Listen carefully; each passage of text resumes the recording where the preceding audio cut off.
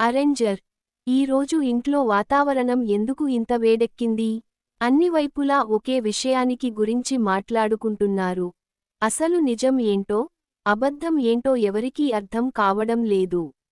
ఉదయాన్నే ఇంట్లో ఒకటే గందరగోళం చెలరేగడంతో అందరూ షాక్ అయిపోయారు.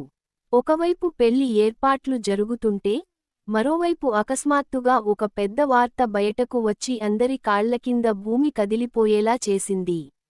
ఇదంతా ఎలా జరిగింది అని ఒకరొకరిపై నిందలు వేసుకుంటున్నారు. ఇంట్లోని పెద్దవాళ్లు ఈ పరిస్థితిని ఎలా అదుపు చేయాలో అర్థం కాక సతమతమవుతున్నారు. అందరి చూపులు ఒకరిపై ఒకరు పడుతున్నాయి మరియు ప్రతి ఒక్కరూ ఈ విచిత్రమైన సమస్య నుంచి బయటపడాలని కోరుకుంటున్నారు. విషయానికి అంతటితో ఆగలేదు. ఈ మొత్తం నాటకం మధ్యలో అసలు నిజాలు బయటకు రావడం మొదలయ్యేసరికి అందరి మైండ్ బ్లాంక్ అయిపోయింది. తమని తాము చాలా తెలివైన వాళ్లని భావించేవాళ్లు కూడా ఇలాంటిది జరుగుతుందని నమ్మలేకపోతున్నారు. ఒకరిపై ఒకరు అనుమానాలు వ్యక్తం చేసుకునే పరంపర ఆగకుండా కొనసాగుతోంది. కోపంలో మాట్లాడిన మాటలు మనసును గాయపరుస్తున్నాయి మరియు కుటుంబ గౌరవం ప్రశ్నార్థకంగా మారింది. ఈ విషయానికి బయటకు పొక్కితే సమాజంలో తల ఎక్కడ పెట్టుకోవాలని అందరూ ఆందోళన చెందుతున్నారు.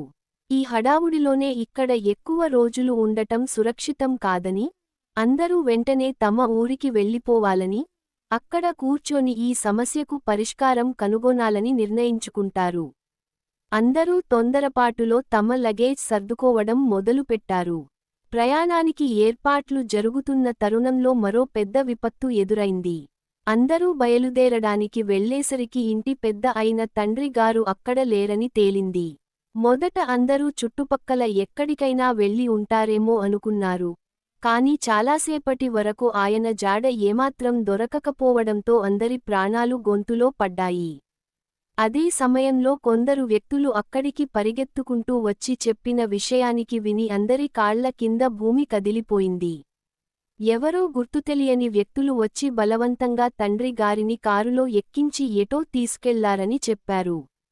ఇది వినగానే ఇంట్లో హాహాకారాలు చెలరేగాయి. పిల్లలకైతే గుండె ఆగిపోయినంత పనైంది. తమ తండ్రితో ఎవరికి ఎలాంటి శత్రువు ఉండగలదని వాళ్లు అర్థం చేసుకోలేకపోతున్నారు. సరిగ్గా అప్పుడే ఎవరో దుర్గ అనే పేరును ప్రస్తావించారు. ఈ పేరు వినగానే పాత రహస్యాలన్నీ ఒక్కొక్కటిగా బయటపడటం మొదలయ్యాయి. ఈ కిడ్నాప్ వెనుక సాధారణ వ్యక్తి లేడని, సంవత్సరాలుగా రగులుతున్న ఒక పాత పగ ఉందని తేలింది. ఎవరో ఒకరి మరణానికి ప్రతీకారం తీర్చుకోవడానికే ఈ భారీ కుట్ర పన్నారు. తమ తండ్రి ప్రాణాలు ప్రమాదంలో ఉన్నాయని, ఒక పాత శత్రుత్వం కారణంగా ఆయనను బందీగా చేశారని తెలుసుకున్న పిల్లలు ఒక్క క్షణం కూడా ఆగకుండా నేరుగా తమ తండ్రిని ఎక్కడైతే బంధించి ఉంచారో ఆ ప్రదేశానికి పరుగులు తీశారు. మరోవైపు, ఒక జనసంచారం లేని ఒంటరి ప్రదేశంలో తండ్రి గారిని తాడులతో గట్టిగా కట్టేసి ఉంచారు. పగ తీర్చుకోవడానికి పరితపించిపోతున్న ఆ వ్యక్తి కళ్లలో కసి స్పష్టంగా కనిపిస్తోంది. పాత విషయాలన్నీ తలచుకుని అతను మరింత కోపంతో ఊగిపోతున్నాడు. ఎన్నో ఏళ్లుగా తాను ఈ రోజుకోసమే ఎదురుచూస్తున్నానని, తన చెల్లెలి మరణానికి వీళ్లందరి నుంచి ప్రతీకారం తీర్చుకునే అవకాశం ఇప్పుడే వచ్చిందని అతడు అంటున్నాడు. నిస్సహాయ స్థితిలో ఉన్న తండ్రిని చూస్తూ ఆ వ్యక్తి అతని సహచరులు గట్టిగా అరుస్తూ చిత్రహింసలు పెడుతున్నారు. ఈరోజు మీ ప్రాణాలు దక్కడం అసాధ్యం అని హెచ్చరిస్తున్నారు. అక్కడ వాతావరణం చాలా భయానకంగా, ఉద్రిక్తంగా ఉంది. ఈరోజు ఏదో ఒక ఘోరం జరిగిపోతుందని, ఈ రక్తం పారే ఆటను ఆపేవారే లేరని అనిపించింది. కానీ సరిగ్గా అప్పుడే ఒక పెద్ద మలుపు తిరిగింది.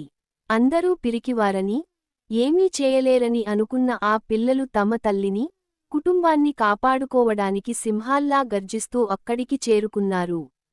తమ తండ్రిని ఆ రాక్షసుల చెరలో బందీగా చూసిన వాళ్ల రక్తం ఉడికిపోయింది. ఎలాంటి భయం లేకుండా ఆ రౌడీల ఎదుట, ఆ ప్రధాన శత్రువు ఎదుట ఒక బండరాళ్లలా నిలబడి ప్రశ్నలు సంధించడం ప్రారంభించారు. దశాబ్దాల క్రితం నాటి అహంకారం, పగ పేరుతో ఎలాంటి తప్పు చేయని ఒక నిరపరాధికి ఇలాంటి శిక్ష విధించడం ఏ రకమైన న్యాయం అని నిలదీశారు. తమ తండ్రికి చిన్న గీత కూడా తగలకుండా కాపాడుకుంటామని పిల్లలు తెగేసి చెప్పారు. అక్కడ తీవ్ర వాదనలు, మాటల యుద్ధం మొదలైంది.